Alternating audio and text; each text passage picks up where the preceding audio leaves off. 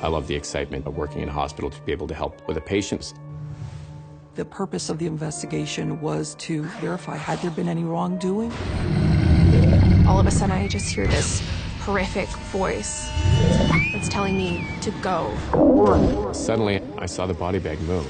I fully believed that I was seeing the ghost. This just scared the hell out of me.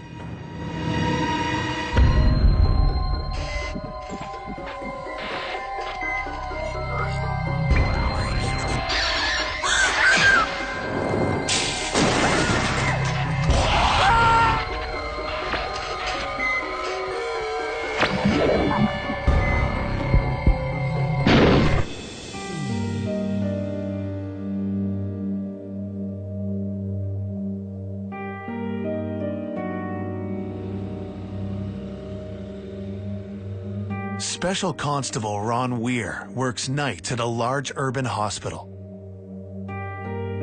The shifts go from 6 till 6. They're 12 hours rotating days and nights. In this case, I was working the night shift from 6 p.m. till 6 a.m. I love working in a hospital to be able to help with the patients, making sure that they were safe. We would assist with the nursing staff, especially in the ER. One of our main offices was attached to the emergency ward, so we saw anything and everything, ranging from attempted suicide to birth. Our duties were to make sure that certain annexes were closed and locked down for the evening. On a good night, Ron helps with the living. Tonight, he tends to the dead. Unfortunately, another aspect of our job was to bring bodies to the morgue discreetly and respectfully. The morgue was located in the basement of the hospital, where we had to go down there in a private elevator.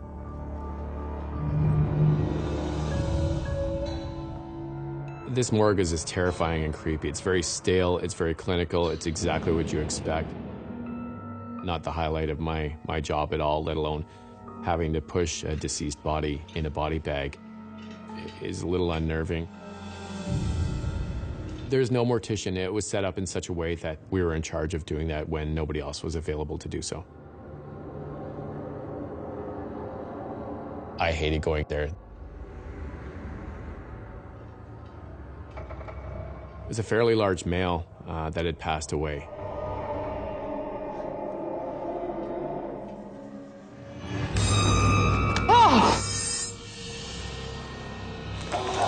Suddenly, I saw the body bag move.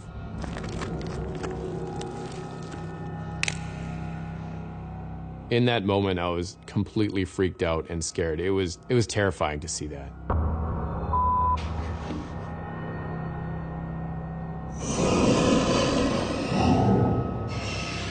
He'd been clinically processed by the nurse saying he was deceased, and very much so when I saw him when we were putting him in the body bag upstairs. Ron saw a body twitch in a body bag. From a scientific perspective, this may be something called postmortem spasm, which can cause a leg to twitch or an arm to twitch. From a paranormal perspective, sometimes if a soul is not ready to leave its body, it feels it can't move forward yet, a spirit may try to get back in its body, or it may try to even physically manipulate its body. I had heard of body twitches and movement happening afterwards. I'm not a doctor. These kind of things have been known to happen in time to time. I've never experienced any of it.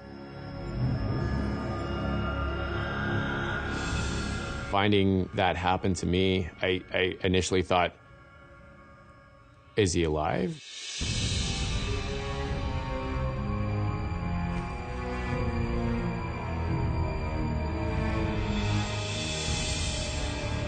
But what I saw next, there was no scientific explanation.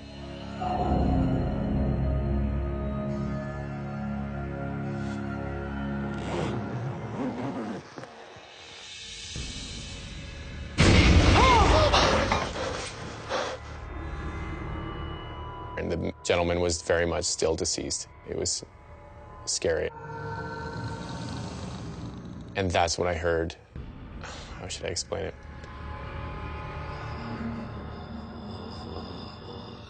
I heard the body say, help me. The voice was muffled. It was very faint. There's no other person in there besides me and the bodies that are in there.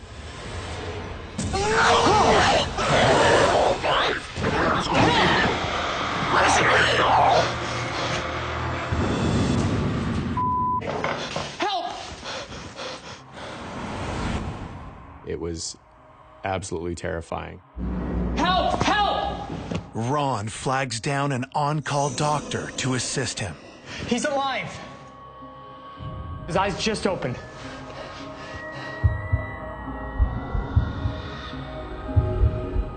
You see these things in films, in horror films, where people are coming back to life. There's no scientific explanation to me as to why that would have happened. But the corpse that Ron heard speak remains deceased.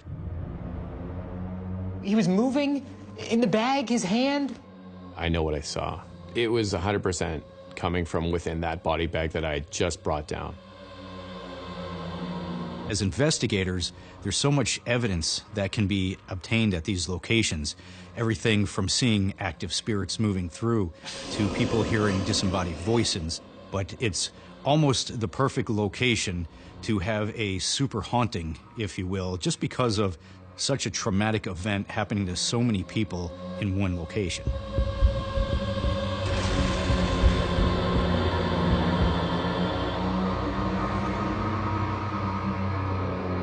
Ron puzzles over why and how the sound he heard came from the deceased man. And why he moved in death. This body going down to the morgue, he might have been a scared spirit. I'm not sure. Which is maybe why he asked me to help him. Obviously, there's nothing I can do for him. I finished off my paperwork and got the hell out of there. But within minutes, Ron is embroiled in another hospital emergency. We received a call on our alarm system that an alarm had been tripped off in the old nurse's annex. You always prepare for the unexpected, especially doing something like this. But I had no idea the history of this building.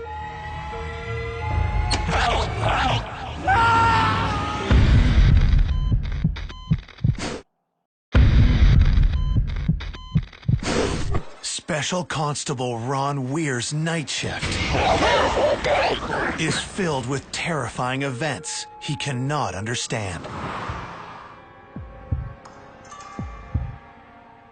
All the doors were locked and secured. Anytime I had to go into that building, I never enjoyed it too much. It was always a bit of an isolated building, so it had its own heartbeat and vitals. If you put it in that context, it was pretty creepy to have to go in there at nighttime. But tonight, that feeling takes on a different dimension. I was getting the feeling that somebody was watching me, almost like a sixth sense. This is what got my heart racing a little bit more, thinking I really didn't want to be in this building any longer than I had to be.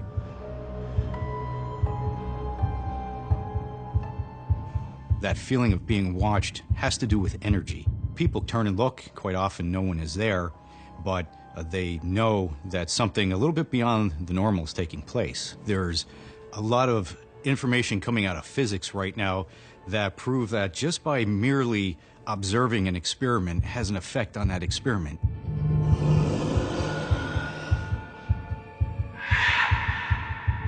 I definitely felt uneasy going down the hallway.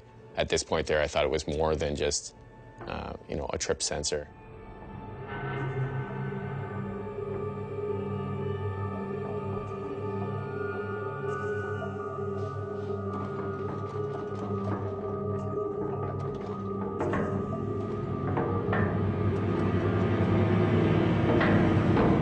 I did hear some of the doors at the end of the hall rattling.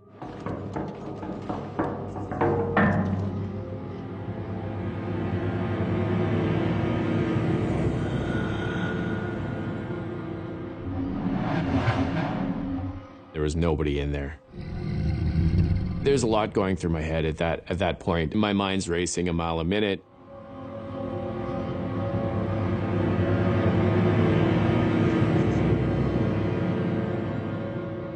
That's when I noticed that there was a light on the stage. Ron knows that a minute earlier, the lights had been off. Went inside.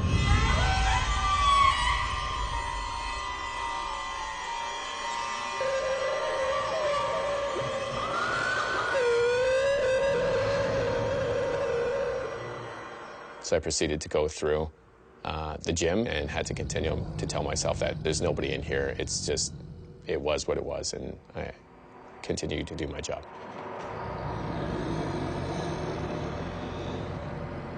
Trying to be logical about the whole thing, still feeling a little uncomfortable after coming from that hallway.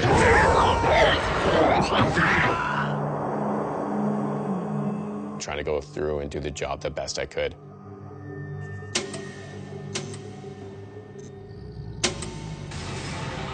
That's when the lights shut off. In that moment, I was completely freaked out. There's a lot of stories that come from some of the other guys saying that they've had certain circumstances in that particular building.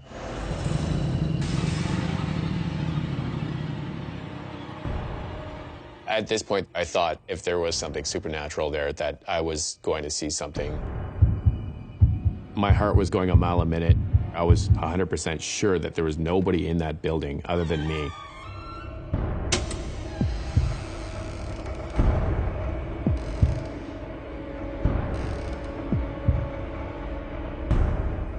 The lights were back on. What Ron sees next confirms his worst fears. The door was violently shaking.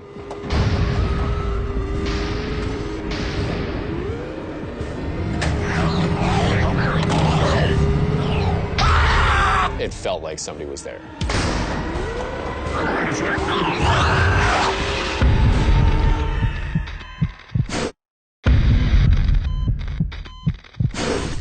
Special Constable Ron Weir is confronted by terrifying and disturbing events at work that defy explanation. This was an internal door that was shaking violently. This is extremely unusual. The door certainly didn't do this on its own.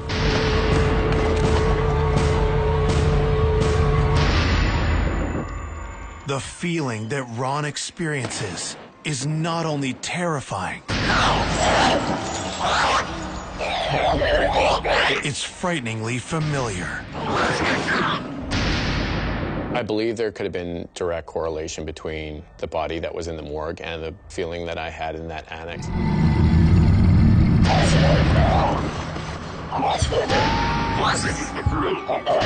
When a ghost transitions to a higher level and they return in spirit form, sometimes they can return and show themselves to a person who would be familiar with them. Ron had just gone through an experience that was beyond the normal. It could have been he was a lost spirit. Maybe he wasn't ready to move on. I'm not sure, and I never will be 100% sure, but I know if it was the same gentleman there, it could have been because he was angry about passing on. The banging of the door stops.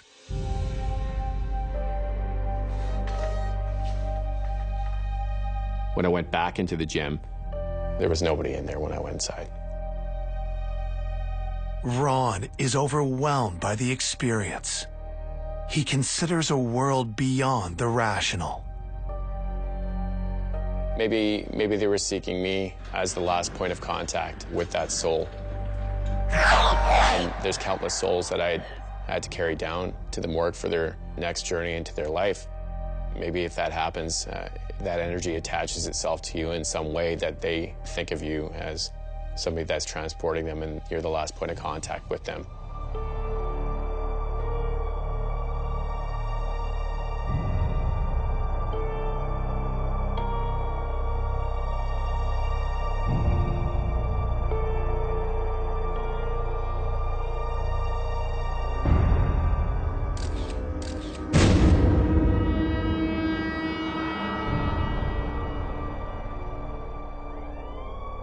It's the middle of the night in this Southern American city.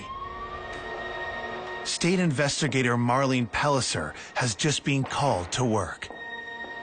I was on call that night. It was around 2 in the morning. A child had died after drowning in a swimming pool. The child had been pronounced dead at the hospital. We were investigating anything that had to do with either child injury or death. The purpose of the investigation was to verify had there been any wrongdoing that led to the event that occurred. Her investigation will prevent other children from suffering the same fate.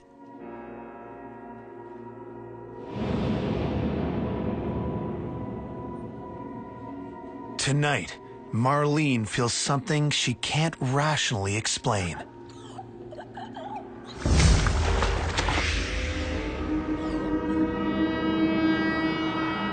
I remember feeling very uneasy. This was uncommon for me to feel this way.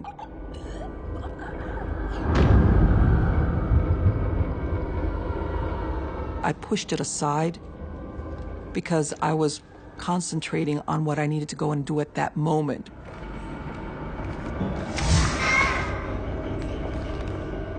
It is very difficult to work in cases where children have either been victimized or have been witnesses to crimes, violence, and not feel that you want to help them on an emotional level, but you realize that that's not what's really going to help them. What they need is somebody to investigate it thoroughly and accurately and dispassionately. That is the best way to help them.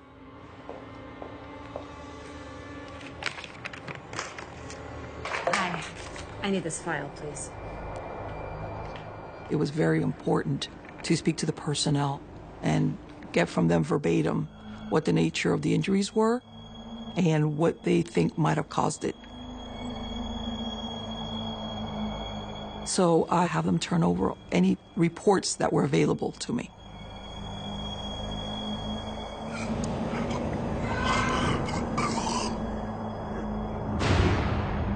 I noticed something a little bit off.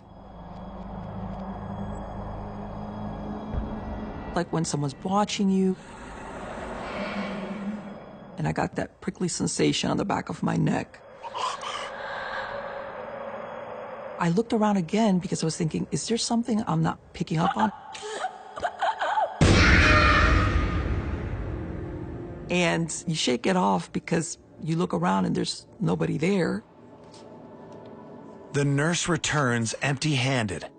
The document Marlene needs isn't yet prepared. They said, if you come back in maybe an hour, we'll have it ready. I said, I will be back. And at that point, I left. I'd contacted a family member who had agreed to go and open up the premises for me for my investigation.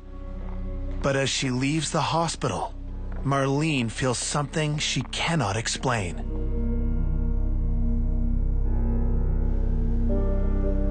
When I got in the vehicle, I still had that feeling, to the point that, as a matter of fact, I remember locking my car doors right away.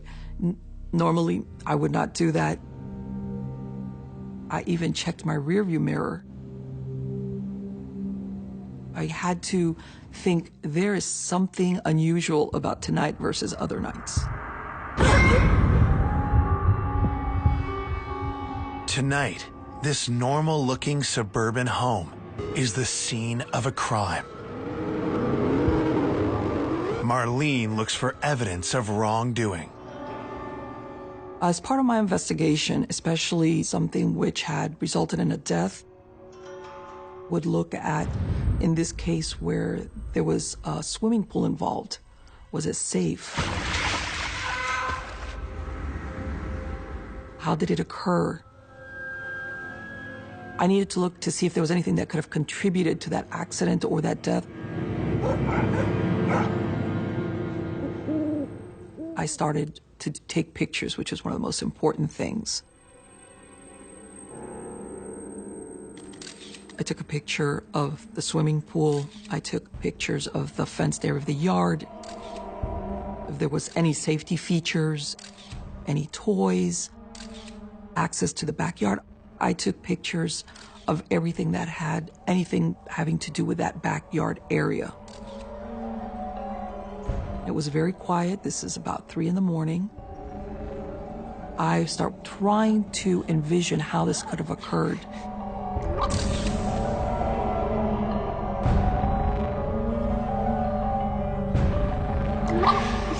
Even though you're there as an investigator, you're still cognizant that only a few hours ago a child lost their life there.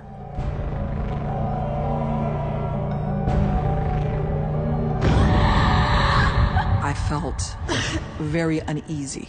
I just couldn't put my finger on why I was feeling that way.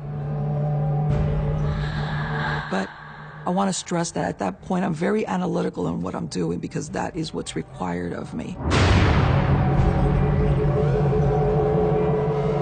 I had gone around to the side of the house.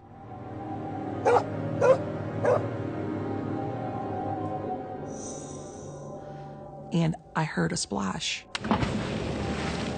in the pool area. I was terrified.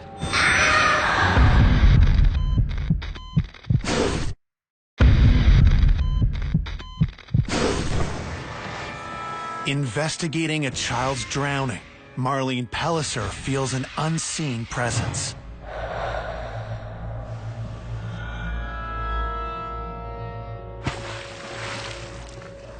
When I hear the splash, I immediately turn back thinking, first of all, what it could have been.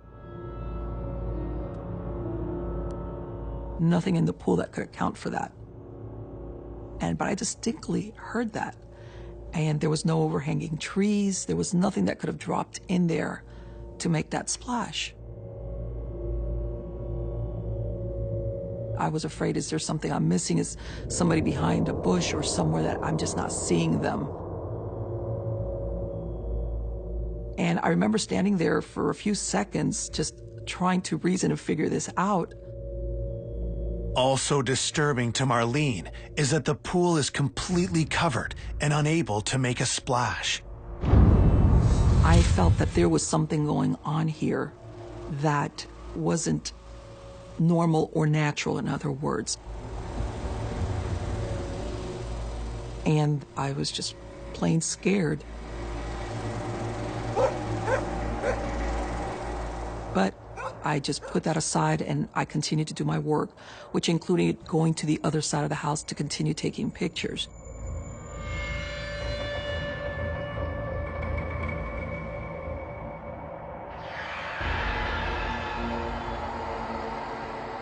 That's when I heard a second splash of something much, much heavier.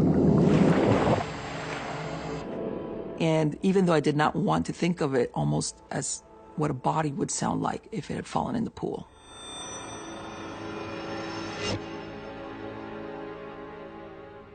I immediately turned around and went right back. I wasn't sure what I was going to find at that moment. But again, nothing. I had a moment where you realize that the reality of where you're at doesn't coincide with what you're hearing.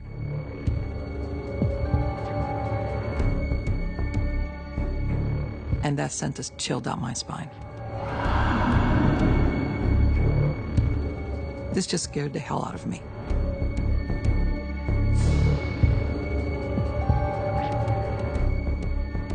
Why didn't you just get the hell out of there? I could not leave despite what I was feeling. I was there to do a job, and part of that job is to do a complete and thorough investigation that only could take place at that time, at the initial phase. Determined to give a voice to the dead, Marlene continues with her investigation.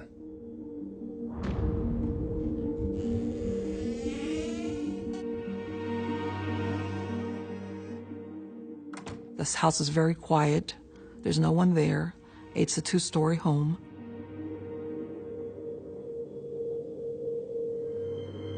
And no one is allowed to be in the home because it is considered a crime scene.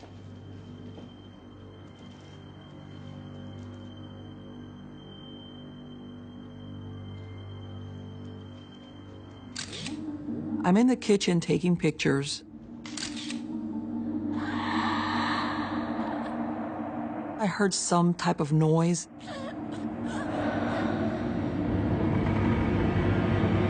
And I remember I stopped taking pictures immediately to listen in the silence, like, what was it that I heard?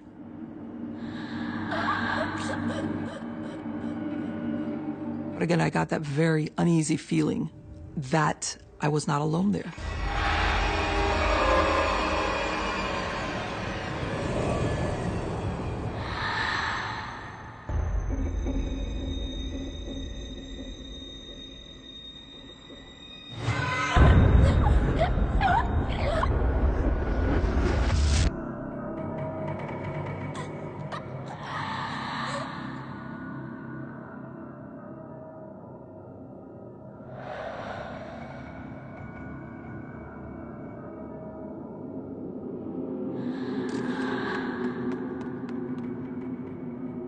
And then that's when I heard what sounded like footsteps.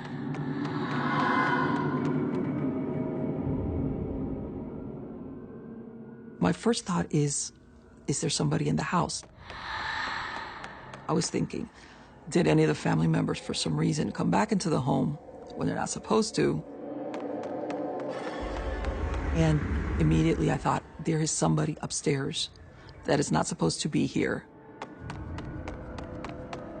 The footsteps, they were very light, and to me it sounded almost like a child. It was not a heavy-footed step that normally adults make. Hello?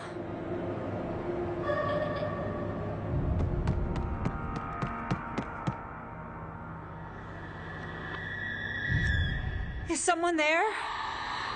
I decided I'm gonna go upstairs and find out who's up there.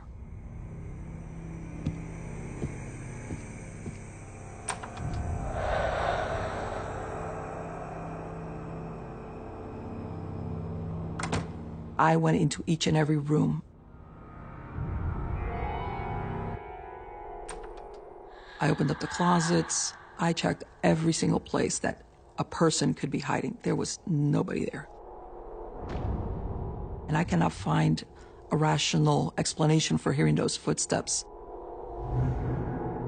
It was something that I could not explain any other way. So I had to go ahead and accept that there was no other conclusion other than that it had to do with what had happened to that child earlier that day.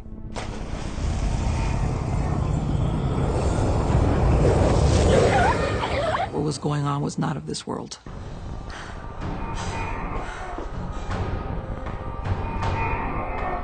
I was scared. I had to admit myself that if I wanted to stop being scared, I needed to leave right away.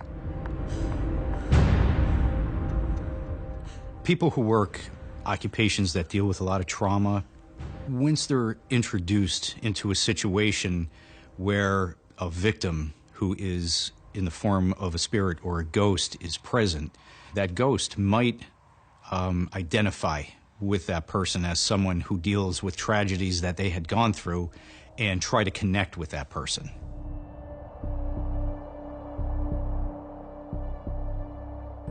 Now, how much of this did you put in your report?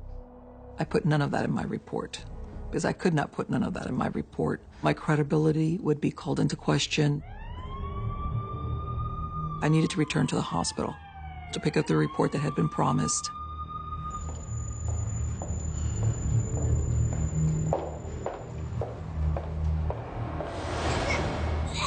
I see a little kid. Hey. And I'm thinking, why is this little kid out in this area unaccompanied?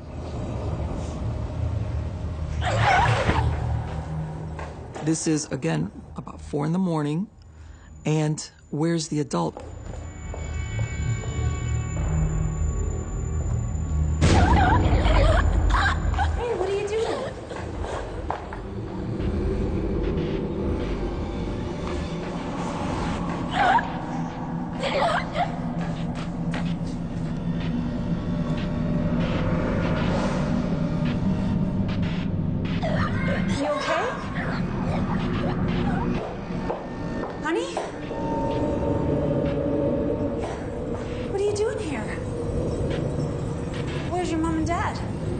Obviously, he had gotten away from an adult or he was lost.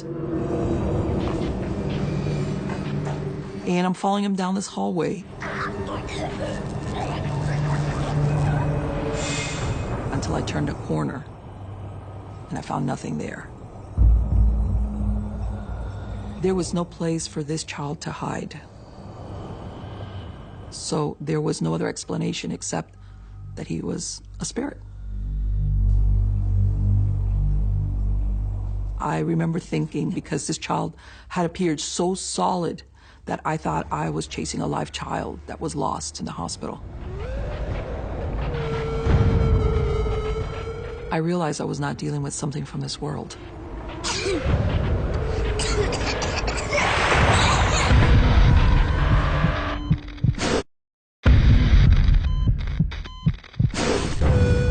Investigating the drowning death of a child, investigator Marlene Pellicer begins to believe she's seeing the victim. I believed at that point that this was the spirit of the child, and maybe he was just not really aware of what had happened to him. When people see the ghost of a child as compared to an adult, there's almost a little bit of a creepy edge to that. They like to play a lot of games like hide and seek, so it's very difficult sometimes to tell what the intent of kids are. Did you see that little boy? Nobody seemed to notice him. It's almost as if he was invisible. In particular cases, a ghost may appear to an individual rather than a group of people. It's generally when they have some specific intent, some type of message or some type of contact that they want to have with that particular individual. It might be just one person out of several that has the sensitivity to be able to pick up on a spirit that's present there. Marlene cannot explain what she's seen.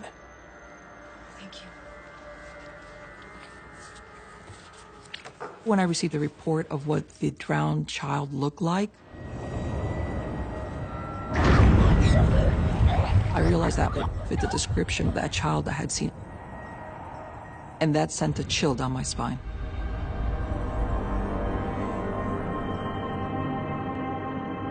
Although otherworldly, it explains everything else that's happened.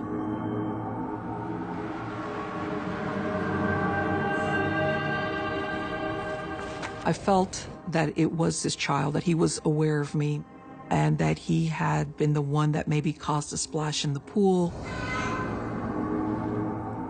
maybe aware that I was a stranger in his house, and also he was the one I had heard running upstairs where his bedroom was located. When a child dies and becomes a ghost, they don't transcend and they stay earthbound. They generally are locked into the time period of the death. So if a child resonates with the age of 10 and believes himself to be 10, he will appear to people as a 10-year-old. Because of this incident, Marlene will never see her job the same way again. At that point, I asked myself, why would I be witnessing or seeing this child? And I thought, why me? Because I'm not family, I'm a stranger.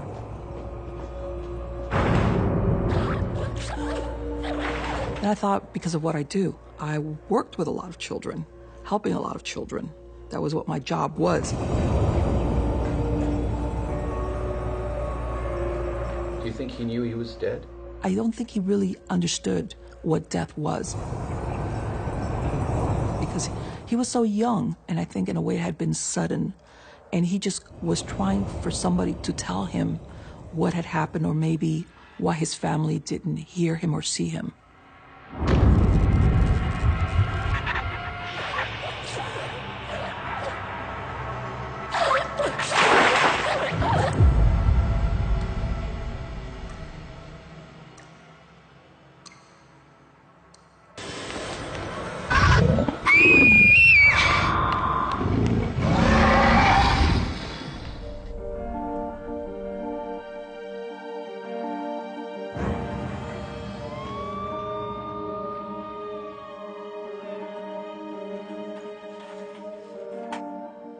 14-year-old Anya Davis makes her daily pilgrimage to visit her ailing grandfather.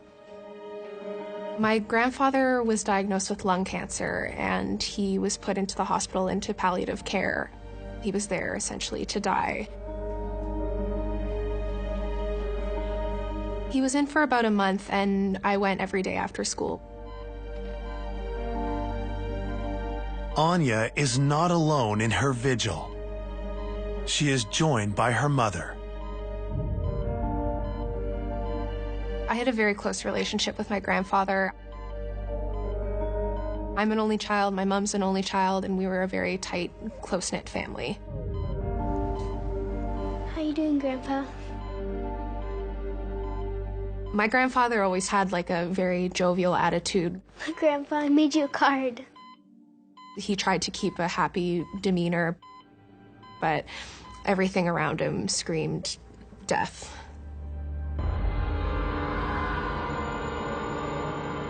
I did not feel comfortable there at all.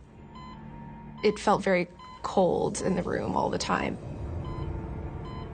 And the sound of the beeping haunted me. Every day when I went home, I would fall asleep and I could hear it in my ears. I would wake up and I would hear it, just the constant, like, beep, beep, beep. Afternoon turns to evening, the time Anya usually heads home. But today, she has a strange feeling. I had school the next morning, but I decided that at last minute that I should stay. She stays late into the evening. I hadn't eaten yet, and so I was very hungry. I can get something to eat. And nothing was open. The cafeterias weren't open. They just had vending machines. Thank you.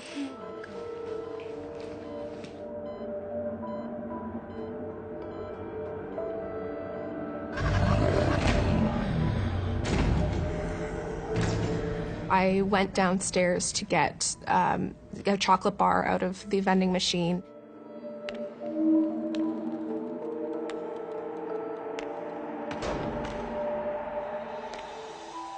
The vending machine was on the first floor. It was late at night, so there was no reception and there was no one coming in and out of the hospital. At this time of night, the hospital corridors are deserted. I figured there would be someone at least around, considering how many people were in the hospital, but I was alone.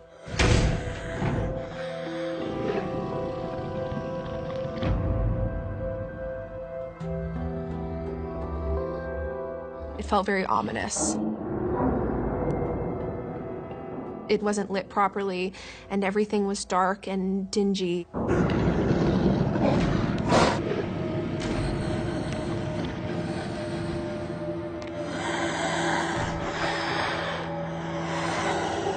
I felt extraordinarily creeped out.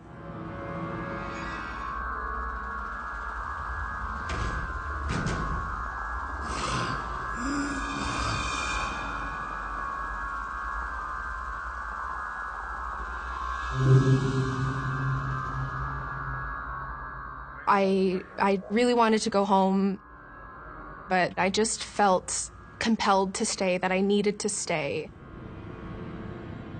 I was determined that I wasn't just gonna go back upstairs hungry.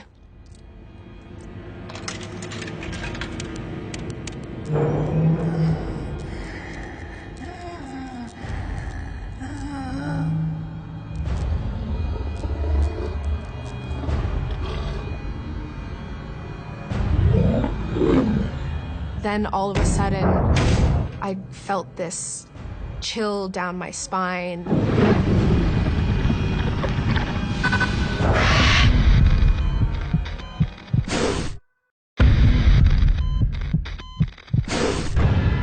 While visiting her grandfather in the terminal ward, Anya Davis is all alone when she feels a presence she can't explain.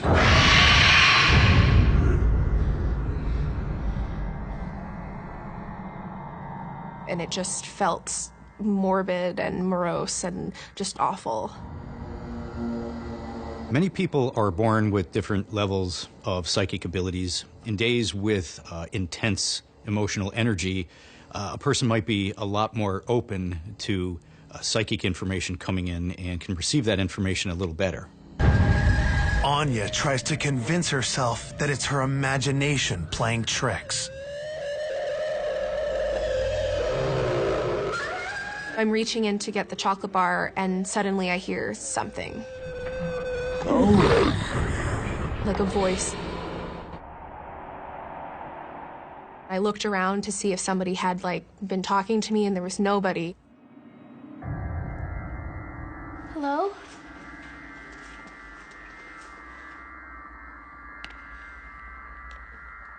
Anyone there? I was freaked out.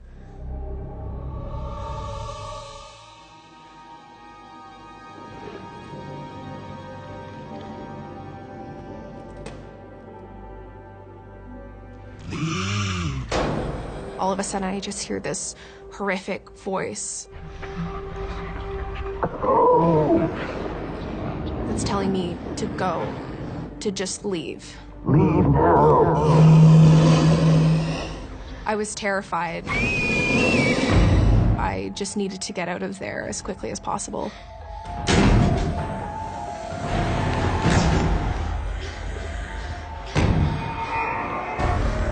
I just felt like there was an energy pulling me back up to the room that went along with this voice.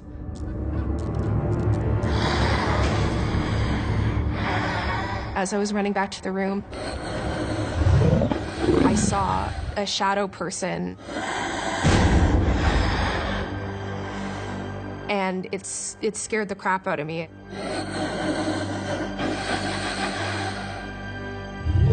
I fully believed that I was seeing some entity like a ghost.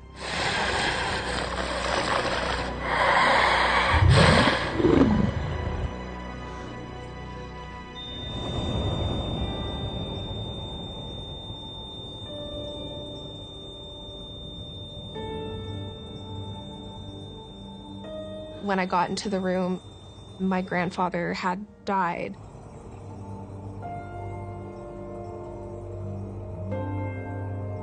I had never been exposed to death before, so the idea that one day I would be with him and one day he would be gone didn't really make any sense to me. At that moment, I made a connection between the shadow and the voice that I had heard downstairs. I believe that was my grandfather that summoned me back. Quite often people will hear voices. Sometimes they're not sure who those voices are, but in many cases it could be spirit guides, family members, or even angels that will direct a person to a particular location. And I believe that I saw him leaving the room after his death. Now, looking back on it, I am comfortable in knowing that that was him, but at the time I was petrified. I had never seen anything like that before. My mom told me afterwards that she also saw a shadow leave the room. And she believed that it was my grandfather passing on to a different plane. As paranormal investigators, we look at that as a spiritual experience that should be viewed as a gift for that person. It lets family and friends know that the person's soul is okay and moving on to a different plane of existence.